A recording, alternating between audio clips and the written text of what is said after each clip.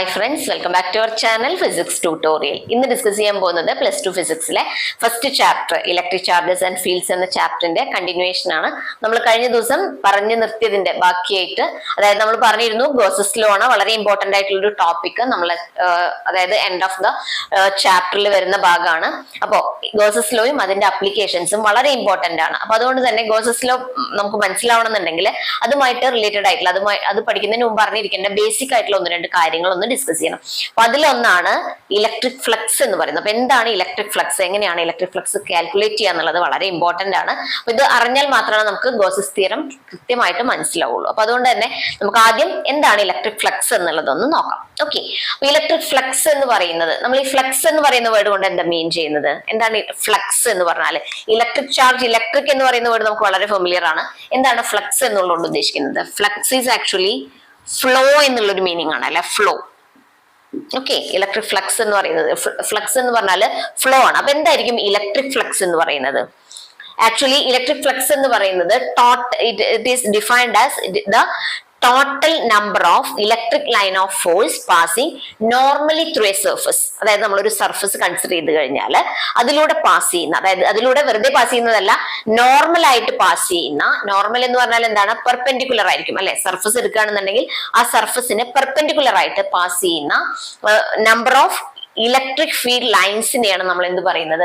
Electric flux എന്ന് പറയുന്നത്. It is defined as the total number of electric field lines passing normally through A surface ആയിരിക്കും. അപ്പൊ നമ്മളൊരു example പറയാം. അതായത് ഇപ്പൊ ഇവിടെ നമ്മളൊരു സർഫസ് എടുക്കണം. Suppose this is A surface. ഇതാണ് നമ്മൾ എടുക്കുന്ന, കൺസിഡർ ചെയ്യുന്ന സർഫസ് എന്ന് വിചാരിക്കാം. അപ്പൊ ഇതിലൂടെ പെർപെൻഡിക്കുലർ ആയിട്ട് പാസ് ചെയ്യുന്ന ഇലക്ട്രിക് ഫീൽഡ് ലൈൻസ് അല്ലെങ്കിൽ ഇലക്ട്രിക് ലൈൻസ് ഓഫ് ഫോഴ്സിനെയാണ് നമ്മൾ ഇലക്ട്രിക് ലൈൻസിനെയാണ് എന്ത് പറയുന്നത്? ഇലക്ട്രിക് ഫ്ലക്സ് എന്ന് പറയും. അപ്പൊ ഇതിന്റെ പെർപെൻഡിക്കുലർ എന്ന് പറയുമ്പോൾ എങ്ങനെയായിരിക്കണം? ഇതാണ് സർഫസ് എങ്കിൽ അതിന്റെ പെർപെൻഡിക്കുലർ എങ്ങനെയായിരിക്കും? ഇങ്ങനെയായിരിക്കും, അല്ലെ? This is normal or perpendicular. Okay, അപ്പൊ ഈ രീതിയിൽ ഇങ്ങനെ പാസ് ചെയ്യുന്ന ഇലക്ട്രിക് ലൈൻസ് ഓഫ് ഫോഴ്സിനെ പറയുന്ന പേരാണ് എന്ത്? ഇലക്ട്രിക് ഫ്ലക്സ് എന്ന്. It is the number of electric lines of force passing normally through A surface. Okay, വളരെ ഈസി ആയിട്ടുള്ള ഒരു കൺസെപ്റ്റ് ആണ്. അപ്പൊ അത് മനസ്സിലാക്കി വെക്കുക. ഒരു സർഫസിനെ പെർപെൻഡിക്കുലർ ആയിട്ട് പാസ് ചെയ്യുന്ന ലൈൻസിനെ മാത്രമാണ് എന്ത് പറയുന്നത്? ഇലക്ട്രിക് ഫ്ലക്സ് എന്ന് പറയുന്നത്. ഓക്കെ, ഇനി അങ്ങനെയാണെന്നുണ്ടെങ്കിൽ നമ്മളൊരു സർഫസ് ഏരിയ കൺസിഡർ ചെയ്യണം എന്ന് വിചാരിക്കുക. This is a surface area. Okay, this is a. ഈ സർഫസ് ഏരിയ, ഇനി ഇതിന് പെർപെൻഡിക്കുലർ ആയിട്ടായിരിക്കണം എന്ത് പാസ് ചെയ്യുന്നത്? ഫീൽഡ് ലൈൻസ് പാസ് ചെയ്യുന്നത്, ഓർ ഇലക്ട്രിക് ഫീൽഡ് പാസ് ചെയ്യുന്നത്. അപ്പൊ ഇങ്ങനെയായിരിക്കും ഇലക്ട്രിക് ഫീൽഡ് ലൈൻസ് വരാം. ഇ. സപ്പോസ് ഒരെണ്ണം കൂടെ വരയ്ക്കുകയാണെന്നുണ്ടെങ്കിൽ this is the case E. Okay, so ഇത്തരം കേസിന് ഇതില് നമുക്ക് എന്ത് കാണാൻ പറ്റും? ഇലക്ട്രിക് ഫ്ലക്സ് കാൽക്കുലേറ്റ് ചെയ്യാൻ പറ്റും. എങ്ങനെയാണ് ഇലക്ട്രിക് ഫ്ലക്സ് കാണാൻ നോക്കാം. അപ്പൊ ഇവിടെ ഇലക്ട്രിക് ഫ്ലക്സിന് നമ്മൾ സാധാരണ റെപ്രസെന്റ് ചെയ്യുന്നത് ഫൈ ഇ എന്നാണ്. Phi E. ഇ എന്നുള്ളത് സഫിക്സ് ആയിട്ട് എഴുതും. ഇ എന്ന് എഴുതിക്കോളം നിർബന്ധമില്ല. ഫൈ എന്ന് പറഞ്ഞാൽ തന്നെ ഇലക്ട്രിക് ഫ്ലക്സ് ആണ്. ഇ എന്ന് എഴുതാനുള്ള കാരണം ഇത് ഇലക്ട്രിക് ആയതുകൊണ്ടാണ്. അപ്പൊ നമ്മൾ ഇനി മാഗ്നറ്റിസം പഠിക്കുന്ന സമയത്ത് അവിടെ മാഗ്നറ്റിക് ഫ്ലക്സ് പറയും. അപ്പൊ അത് ആ ഒരു കൺഫ്യൂഷൻ ഒഴിവാക്കാൻ വേണ്ടിയിട്ട് നമ്മളിവിടെ ഫൈ ഇ എന്ന് റെപ്രസെന്റ് ചെയ്തു എന്നേ ഉള്ളൂ. നമ്മൾ ഫൈ ഇ എന്ന് പറഞ്ഞാൽ എന്താണ്? That is the electric flux. അപ്പൊ ഈ ഒരു കേസിൽ നമ്മളിവിടെ ഒരു എ എന്ന് പറയുന്ന സർഫസ് ഏരിയ ഉണ്ട്, ഇ എന്ന് പറയുന്ന ഇലക്ട്രിക് ഫീൽഡ് ഉണ്ടെന്നുണ്ടെങ്കിൽ how we can calculate the electric flux? Phi E എങ്ങനെ കാണാൻ പറ്റും? ഇതിന്റെ പ്രോഡക്റ്റ് എടുക്കാം, അല്ലെ? That is E dot A എന്ന് എഴുതാം. E dot A. Okay, that is the electric flux. ഇനി ഇവിടെ ഉണ്ടാവുന്ന ആംഗിൾ എടുത്ത് നോക്കുകയാണെങ്കിൽ എങ്ങനെ വരുന്നത്? 90 ഡിഗ്രി ആണ്, അല്ലെ? So cos 90. ഓക്കെ, അത് നമ്മൾ അടുത്ത കേസിൽ ഡിസ്കസ് ചെയ്യാം. അപ്പൊ ഇവിടെ കിട്ടുന്നത് എന്താണ്? ഇ ഡോട്ട് എ എന്ന് പറയുന്നത് ഓർ ഇ എ എന്ന് പറയുന്നത് എന്താണ്? ഇലക്ട്രിക് ഫ്ലക്സിന് ഈക്വൽ ആണ്. അപ്പൊ ഈ ഒരു കേസിൽ നമുക്ക് കിട്ടിയിട്ടുള്ളത് എന്താണ്? ഇലക്ട്രിക് ഫീൽഡ് എന്ന് പറയുന്നത് which is perpendicular to the surface area ആണ്. പക്ഷെ എല്ലാ കേസിലും ഈ സർഫസ് ഏരിയക്ക് നോർമൽ ആയിക്കോളന്നില്ല ഇലക്ട്രിക് ഫീൽഡ് ലൈൻസ്, അല്ലെ? അപ്പൊ ആ കേസിൽ നമ്മൾ എങ്ങനെയാണ് ഇലക്ട്രിക് ഫ്ലക്സ് കാൽക്കുലേറ്റ് ചെയ്യുക എന്നുള്ളതൊന്ന് അറിഞ്ഞിരിക്കണം. അപ്പൊ അതിന് വേണ്ടിയിട്ട് നമുക്ക് ഇവിടെ മറ്റൊരു കേസ് കൺസിഡർ ചെയ്യാം. നമ്മൾ നേരത്തെ കണ്ട കേസിൽ, അതായത് ഏരിയ എന്ന് പറയുന്നത്, സർഫസ് ഏരിയ എന്ന് പറയുന്നത് ഇലക്ട്രിക് ഫീൽഡിന് പെർപെൻഡിക്കുലർ ആയിരുന്നു, അല്ലെ? ഇലക്ട്രിക് ഫീൽഡിന് പെർപെൻഡിക്കുലർ ആയിട്ടായിരുന്നു സർഫസ് ഏരിയ ഉണ്ടായിരുന്നത്. ഇനി അടുത്തൊരു കേസ് നമ്മൾ കൺസിഡർ ചെയ്യണം. Suppose here we have the electric, this is the area, surface area, and here we have the electric field E. This is E.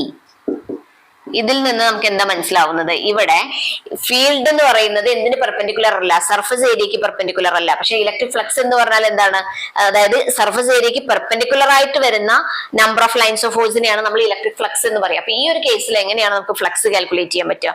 ഇപ്പൊ നമ്മൾ ആദ്യം എന്ത് ചെയ്യണം, ഈ ഫീൽഡിന് അതായത് സർഫസ് ഏരിയക്ക് ഒരു നോർമൽ വരയ്ക്കണം അല്ലെ. അതായത് ഈ കമ്പോണന്റിന്, അതായത് ഏരിയ വെക്ടറിനെ നമുക്ക് എന്തായിട്ട് റിസോൾവ് ചെയ്യാം, രണ്ട് കമ്പോണന്റ്സ് ആക്കിയിട്ട് റിസോൾവ് ചെയ്യാം. അതായത് ഒരു സൈൻ കമ്പോണന്റും ഒരു കോസ് കമ്പോണന്റും. അപ്പൊ ഇവിടെ നമ്മൾ നോർമലി വരയ്ക്കുന്ന സമയത്ത് എങ്ങനെയാണ് വരുന്നത് നോക്കി നോക്കൂ. Here we have a cos component. Suppose this is theta and this will be equal to E cos theta, and here we have sin theta. So this is e sin theta. അപ്പൊ രണ്ട് components ആക്കിയിട്ട് എന്ത് ചെയ്യാം, നമുക്കതിനെ split ചെയ്യാം. നിങ്ങൾ ഇത്ര detail ആയിട്ട് അറിയണമെന്നില്ല, പക്ഷെ എങ്ങനെയാണ് അത് കാൽക്കുലേറ്റ് ചെയ്യുന്നതെന്ന് മനസ്സിലാക്കാൻ വേണ്ടിയിട്ട് പറയുന്നതാണ്. കാരണം ഇവിടെ രണ്ട് കമ്പോണന്റ്സ് ആക്കിയിട്ട് സ്പ്ലിറ്റ് ചെയ്യുന്ന സമയത്ത് നമുക്ക് ഇവിടെ ഒരു ആംഗിൾ തീറ്റ കിട്ടുന്നുണ്ട് അല്ലെ. So this angle theta is the angle between the electric field and the perpendicular vector. അതായത് പെർപെൻഡിക്കുലർ ആയിട്ടുള്ള വെക്ടറും അതുപോലെ തന്നെ ഇലക്ട്രിക് ഫീൽഡിനും ഇടയ്ക്ക് വരുന്ന ആംഗിളിനെയാണ് നമ്മൾ എന്ത് പറയുന്നത്, ആംഗിൾ തീറ്റ എന്ന് പറയുന്നത്. Okay, so this can be taken as, ഇവിടെ നമുക്ക് എങ്ങനെയാണ് അതിന്റെ ഇലക്ട്രിക് ഫ്ലക്സ് കാണാൻ പറ്റുക, ഫൈ ഈസ് ഈക്വൽ ടു എന്ത് ചെയ്യാൻ പറ്റും, അതായത് A into E cos theta എന്ന് എഴുതാം.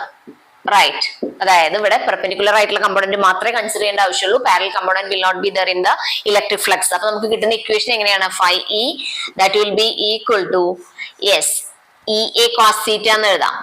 E A cos theta, or this can be written as phi is equal to E dot A. Cos theta എന്ന് പറഞ്ഞാൽ എന്താണ്, അത് ഡോട്ട് പ്രോഡക്റ്റ് ആണ് അല്ലെ. So that will be equal to E dot A. So this can be written as phi is equal to E dot A. അപ്പൊ നമ്മൾ നേരത്തെ കണ്ട കേസിൽ എങ്ങനെയായിരുന്നു കിട്ടിയിരുന്നത്, phi is equal to E into A എന്നല്ലേ വന്നത്.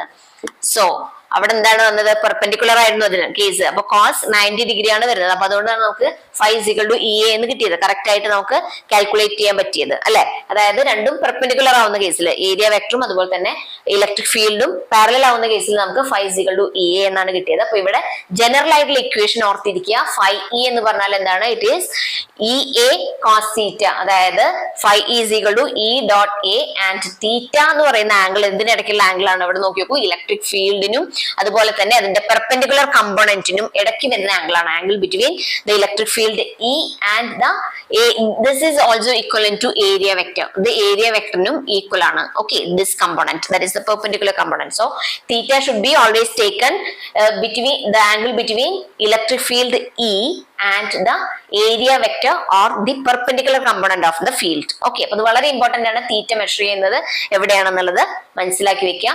So this is the case of electric flux. അപ്പൊ ഇങ്ങനെയാണ് നമ്മൾ ഇലക്ട്രിക് ഫ്ലക്സ് കാൽക്കുലേറ്റ് ചെയ്യുന്നത്. ഇനി ഇതിപ്പോ നമ്മൾ കണ്ടത് സാധാരണ ഉള്ള ഒരു, അതായത് നമുക്ക് അറിയാവുന്ന ഒരു ഇലക്ട്രിക് ഫീൽഡ് ആണ്. ഇനി നമുക്കൊരു അൺനോൺ ആയിട്ടുള്ള ഒരു ഇലക്ട്രിക് ഫീൽഡ് ആണെന്ന് വിചാരിക്കുക. അതായത് ഒരു ഇറഗുലർ ഷേപ്പിലുള്ള ഒരു ഫീൽഡ് ആണ് തന്നിട്ടുള്ളതെങ്കിൽ അതിനകത്ത് എങ്ങനെയാണ് ഇലക്ട്രിക് ഫ്ലക്സ് കാൽക്കുലേറ്റ്, അതാണ് നമ്മൾ സാധാരണ യൂസ് ചെയ്യുന്നത്. ഓക്കെ, നമുക്ക് അടുത്തത് ഗോസസ് തിയറത്തിൽ അപ്ലൈ ചെയ്യാൻ പോകുന്നത് ആ കേസ് ആയിരിക്കും. അപ്പൊ അതുകൊണ്ട് അതും കൂടെ ഒന്ന് നോക്കിയിട്ട് നമുക്ക് അടുത്ത ഭാഗത്തേക്ക് പോവാം. ഇവിടെ എടുക്കുന്നത് ഒരു ഇറഗുലർ ആയിട്ടുള്ള ഒരു സർഫസ് ആണെന്ന് വിചാരിക്കുക. അപ്പൊ ഈ ഒരു ഇറഗുലർ സർഫസ് ആണെന്നുണ്ടെങ്കിൽ അവിടെ നമ്മൾ ചെറിയൊരു എലമെന്റൽ ഏരിയ DS എന്ന് പറയുന്ന ചെറിയൊരു ഏരിയ കൺസിഡർ ചെയ്യാണ്. Here we have the electric field E and DS is the area vector. Okay, so theta is the angle between this. So area vector num electric field num ഇടയിൽ ഉണ്ടാവുന്ന angle ആണ് എന്ത്, തീറ്റ എന്ന് പറയുന്നത്. So how we can calculate the electric flux? അപ്പൊ എങ്ങനെയായിരിക്കും electric flux കാണുന്നത്, വളരെ ചെറിയൊരു ഏരിയയിൽ ഉള്ളതായതുകൊണ്ട് അതിനെ നമുക്ക് d phi E എന്ന് എഴുതാം അല്ലെ. that will be equal to E dot ds. Okay, അങ്ങനെയാണെന്നുണ്ടെങ്കിൽ ടോട്ടൽ ഇലക്ട്രിക് ഫ്ലക്സ് എങ്ങനെ കാണാം, phi E. ഇതിനെ ടോട്ടൽ കാണുന്നുണ്ടെങ്കിൽ എന്ത് ചെയ്യണം, we have to integrate. So integral E dot ds എന്ന് എഴുതാം. So this is the general case for finding the electric flux in the case of irregular ആയിട്ടുള്ള ഒരു ബോഡി ആണെന്നുണ്ടെങ്കിൽ or irregular surface area ആണ് തന്നിട്ടുള്ളത് എന്നുണ്ടെങ്കിൽ we can calculate the electric flux by using this equation. Phi is equal to integral E dot ds. Okay, അപ്പൊ ഈ കാര്യങ്ങളൊന്ന് ഓർത്തിരിക്കുക. നിങ്ങൾക്ക് എങ്ങനെയാണ് ഇനി അത് ഗോസസ് ലോയിൽ അപ്ലൈ ചെയ്യുന്നത് എന്നുള്ള കാര്യങ്ങളാണ് നമുക്ക് അറിഞ്ഞിരിക്കേണ്ടത്.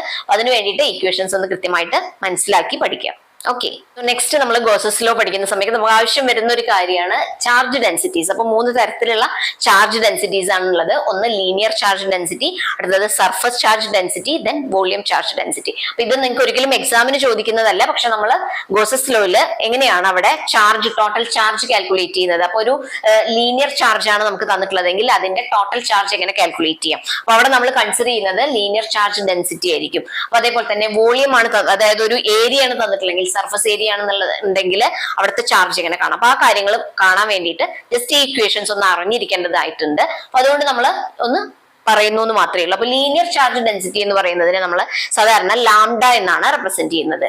ലീനിയർ ചാർജ് ഡെൻസിറ്റി ലാംഡയാണ്. ഇനി ചാർജ് ഡെൻസിറ്റി കാണുന്നത് എങ്ങനെയാണ്? ചാർജ് ബൈ ലെങ്ത് ആണ്. അപ്പൊ ഇവിടെ ലീനിയർ ചാർജ് ഡെൻസിറ്റി ആയതുകൊണ്ട് ചാർജ് ബൈ ലെങ്ത് ആണ് നമ്മൾ കാണുന്നത്. ഓക്കെ, അപ്പോൾ lambda will be equal to Q by L. അതായത് ലാംഡ എന്ന് പറഞ്ഞാൽ ലീനിയർ ചാർജ് ഡെൻസിറ്റി എന്ന് പറഞ്ഞാൽ എന്താണ്? ചാർജ് ബൈ ലെങ്ത് ആണ്. ഒരു പെർട്ടിക്കുലർ ലെങ്ത് എടുത്തു കഴിഞ്ഞാൽ ആ ലെങ്ത്തിനകത്ത് എത്ര ചാർജ് ഉണ്ടെന്നുള്ളത് നമുക്ക് ഇവിടുന്ന് കാൽക്കുലേറ്റ് ചെയ്യാൻ പറ്റും. Okay, so that lambda is equal to Q by L ആണ്. അപ്പൊ അതിൽ നിന്ന് Q will be equal to lambda into L. നമുക്ക് ആ രീതിയിൽ ടോട്ടൽ ചാർജ് കാൽക്കുലേറ്റ് ചെയ്യാൻ പറ്റും. ഓക്കെ, അതേപോലെ തന്നെ സർഫസ് ചാർജ് ഡെൻസിറ്റി എന്ന് പറയുന്നതിന് സിഗ്മ എന്നാണ് റെപ്രസെന്റ് ചെയ്യുന്നത്. അപ്പൊ ഈ സിമ്പിൾസ് ഒന്ന് ഓർത്തിരിക്കുക. That will be equal to charge by area ആണ്. സർഫസ് ഏരിയ ആണ് സർഫസ് ചാർജ് ഡെൻസിറ്റി എന്നുള്ളത് ഉദ്ദേശിക്കുന്നത്. അപ്പൊ സർഫസ് ഏരിയ എന്നുള്ളതിന് നമുക്ക് ഇവിടെ ഏരിയ എന്ന് എഴുതാം. സോ ചാർജ് ബൈ ഏരിയക്ക് ഈക്വൽ ആയിരിക്കും എന്ത്? സിഗ്മ എന്ന് പറയുന്നത്. Sigma is equal to Q by A ആണ്. അതേപോലെ volume charge density rho, that will be equal to charge by volume ആണ്. So that is rho is equal to Q by V. അപ്പൊ ഈ 3 equations ഒന്ന് ഓർത്തിരിക്കുക. Linear charge density lambda is equal to Q by L. അതേപോലെ തന്നെ surface charge density sigma is equal to Q by A ആണ്. Then volume charge density rho is equal to Q by V. അപ്പൊ ഈ 3 കാര്യങ്ങൾ ഇനി അടുത്ത് നമുക്ക് നോക്കാൻ പോകുന്നത് ഗോസസ് ലോ ആണ്. വളരെ ഇമ്പോർട്ടന്റ് ആയിട്ടുള്ള ലോ ആണ്. അപ്പൊ അതുകൊണ്ട് തന്നെ കൃത്യമായിട്ട് മനസ്സിലാക്കി പഠിക്കും. Now we have Gauss's law. So first of all, എന്താണ് Gauss's law സ്റ്റേറ്റ്മെന്റ് എന്ന് നോക്കാം. So Gauss's law states that the total electric flux over a closed surface is 1 by epsilon 0 times the total charge enclosed by the surface ആണ്. അപ്പൊ എന്താണ് Gauss's law പറയുന്നത്? അതായത് ഒരു system നമ്മൾ കൺസിഡർ, ഒരു ക്ലോസ്ഡ് സിസ്റ്റം നമ്മൾ കൺസിഡർ ചെയ്യാണ്. അത് വളരെ ഇമ്പോർട്ടന്റ് ആണ്. അതായത് ഒരു ക്ലോസ്ഡ് സർഫസ് ആയിരിക്കണം.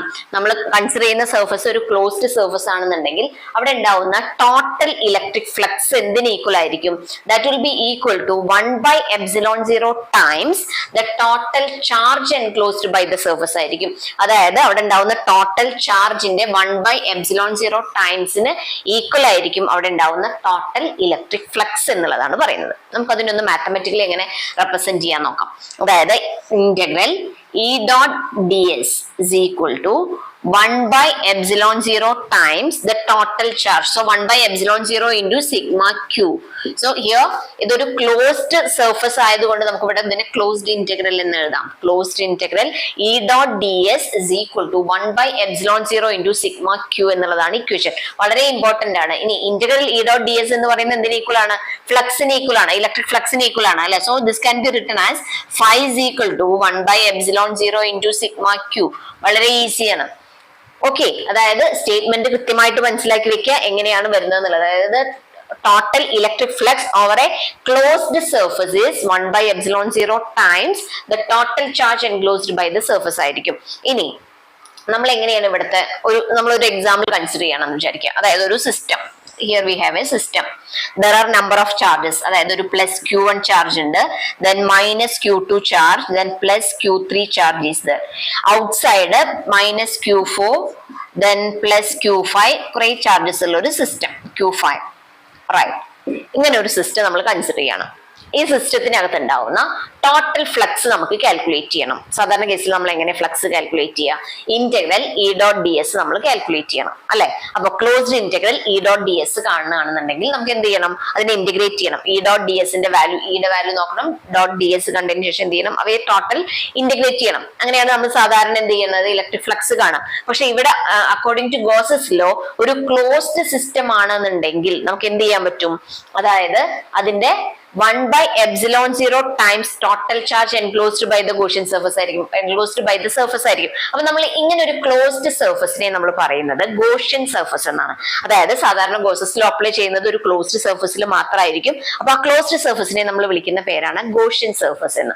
ഓക്കെ, ഇനി ഈ ഒരു ഗോഷ്യൻ സർഫസിനകത്ത് ഉണ്ടാവുന്ന ടോട്ടൽ ചാർജ് കണ്ടിട്ട് അതിനെ 1 by epsilon 0 കൊണ്ട് മൾട്ടിപ്ലൈ ചെയ്താൽ നമുക്ക് എന്ത് കാണാൻ പറ്റും? ഇവിടെ ഉണ്ടാവുന്ന ടോട്ടൽ ഫ്ലക്സ് കാണാം. വളരെ ഈസിയാണ് അല്ലെ? അപ്പൊ നമുക്ക് എന്ത് ചെയ്യേണ്ട കാര്യമില്ല, ഇവിടെ ഇന്റഗ്രേഷന്റെ ആവശ്യമില്ല, ഇവിടെ ഡോട്ട് പ്രോഡക്റ്റ് എടുക്കേണ്ട ആവശ്യമില്ല. Instead of that we can do 1 by epsilon 0 into sigma q. അപ്പൊ ഇതിന്റെ കേസിൽ എങ്ങനെ കാൽക്കുലേറ്റ് ചെയ്യാൻ പറ്റും നോക്കി നോക്കൂ. phi is equal to 1 by epsilon 0 into എങ്ങനെ കാണാം? ഇവിടുത്തെ ചാർജസ് ഏതൊക്കെയാണ്? q1, then here we have minus q2 plus q3 അല്ലെ? അപ്പൊ ബാക്കിയുള്ള ചാർജസ് നമുക്ക് ഇൻക്ലൂഡ് ചെയ്യേണ്ട ആവശ്യമുണ്ടോ? അതായത് q4 and q5 ഇല്ല. കാരണം എന്താണ്? ദേ ആർ ഔട്ട്സൈഡ്, അതായത് they are not a closed surface. അപ്പൊ ഒരു ക്ലോസ്ഡ് സർഫസിന്റെ കേസിൽ മാത്രമായിരിക്കും നമ്മൾ ഗോസസ് ലോ അപ്ലൈ ചെയ്യുന്നത്. അപ്പൊ ഈ ഗോസസ് ലോ കാണാൻ എന്ത് ചെയ്താൽ മതി? 1 by epsilon 0 times into total charge മാത്രം ചെയ്താൽ മതി. So here we have q1 minus q2. So this can be written as phi is equal to എങ്ങനെ എഴുതാം? 1 by epsilon 0 into total charge can be written as q, capital Q or small q.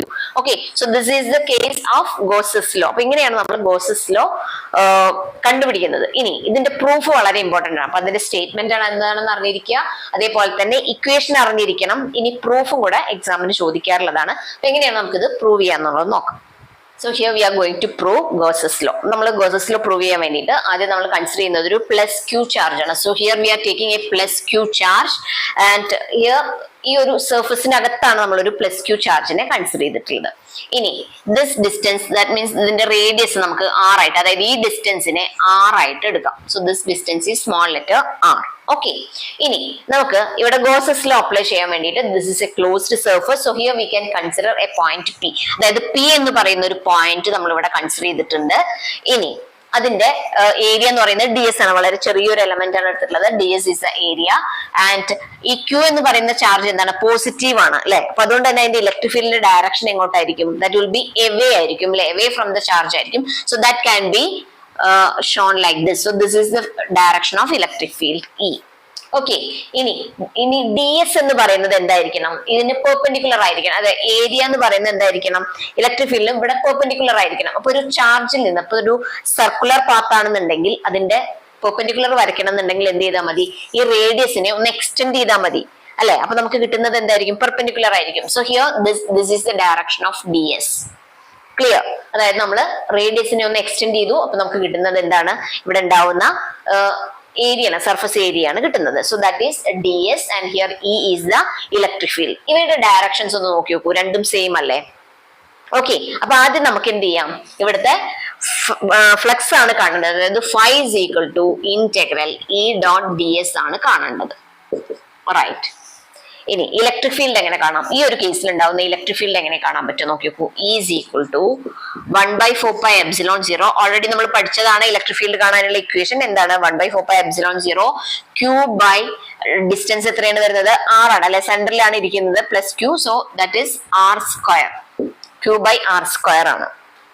Right. ഇനി ഇവിടെ നമുക്ക് ഇതിനെ integrate ചെയ്യണം. അതായത് phi കാണണമെന്നുണ്ടെങ്കിൽ എന്ത് ചെയ്യണം? ഇന്റഗ്രൽ E dot ds കാണാം. അപ്പൊ ഈ കോൺസ്റ്റൻസിനെ ഒന്ന് ഔട്ട്സൈഡ് എടുക്കാം. സോ നമുക്ക് ആദ്യം സബ്സ്റ്റിറ്റ്യൂട്ട് ചെയ്യാം. ഇന്റഗ്രൽ ഇക്ക് പകരം എന്ത് എഴുതാം? 1 by 4 pi epsilon 0 q by r square into എന്ത് ചെയ്യാം? ds.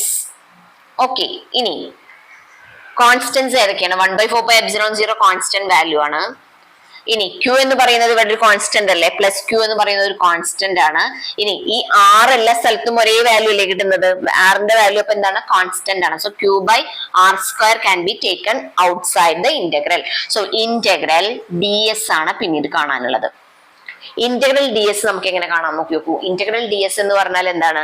ഇതിവിടെ ഒരു സർക്കുലർ പാത്ത് ആണ്. അപ്പൊ അതുകൊണ്ട് തന്നെ അതിന്റെ ഇന്റഗ്രൽ ds എന്ന് പറയുന്നത് എന്തിന് ഈക്വൽ ആയിരിക്കും? 4 pi r സ്ക്വയറിന് ഈക്വൽ ആയിരിക്കില്ലേ? So integral ds is equal to 4 pi r square. അങ്ങനെയാണെങ്കിൽ വാല്യൂ ഒന്ന് സബ്സ്റ്റിറ്റ്യൂട്ട് ചെയ്യാലോ. So phi is equal to 1 by 4 pi epsilon 0 into q by r square into 4 pi r square എന്ന് കിട്ടും അല്ലേ? ds നെ integrate ചെയ്താൽ എന്ന് പറഞ്ഞാൽ എന്താണ്, ദിസ് ഹോൾ സർഫസ് ആണ് നമ്മൾ കൺസിഡർ ചെയ്യുന്നത്. So that is a circular path. So here ഏതൊക്കെ വാല്യൂസ് ആണ് ക്യാൻസൽ ചെയ്ത് പോകുന്ന നോക്കിക്കൂ. R square will get cancel, then 4π and 4π will get cancel. ബാക്കി വരുന്നത് എന്താണ്, 5 is equal to 1/ε0 into q. Okay, that is the proof. നമുക്ക് അതാണ് ഇവിടെ പ്രൂവ് ചെയ്യാനുള്ളത് അല്ലെ. അപ്പൊ ഇവിടെ ഉണ്ടാവുന്ന ഫ്ലക്സ് എന്ന് പറയുന്നത് എന്തിന് ഈക്വൽ ആണ്, 1/ε0 q ന് ഈക്വൽ ആണ്. അപ്പൊ ഒന്നും കൂടെ റിപ്പീറ്റ് ചെയ്യാം. So here we are considering a point charge plus q and we are placing it over here, that means at the center of a circle. Okay, ഒരു സർക്കുലർ ആയിട്ടുള്ള ഒരു Gaussian surface ആണ് നമ്മൾ കൺസിഡർ ചെയ്തിട്ടുള്ളത്. So the radius is taken as r and here we are considering a point p and the electric field is E, that is directed outwards because the charge is positive. Okay, and ds is also in the same direction as that of electric field. ഇനി നമുക്ക് കാണേണ്ടത് എന്താണ്, here we have to calculate the flux, total flux. The equation we know that integral E dot ds is equal to 5. Okay, so first of all we can write the equation for E, electric field ന്റെ equation എന്താണ്, 1/4πε0 q by r square ആണ്. at a point P ആണ് നമ്മൾ കാണുന്നത്. Okay, ഈ consider ചെയ്തിട്ടുള്ള P എന്ന് പറയുന്ന പോയിന്റിൽ ഉണ്ടാവുന്ന ഇലക്ട്രിക് ഫീൽഡ് ആണ് എന്ത്, 1/4πε0 q/r² എന്ന് പറയുന്നത്. ഓക്കെ, ഇനി അടുത്തത് എന്താ ചെയ്യുന്നത്, ഈ ഇക്വേഷൻ അത് സബ്സ്റ്റിറ്റ്യൂട്ട് ചെയ്യാം. സോ ഇന്റഗ്രൽ ഇക്ക് പകരം 1/4πε0 q/r² into ds.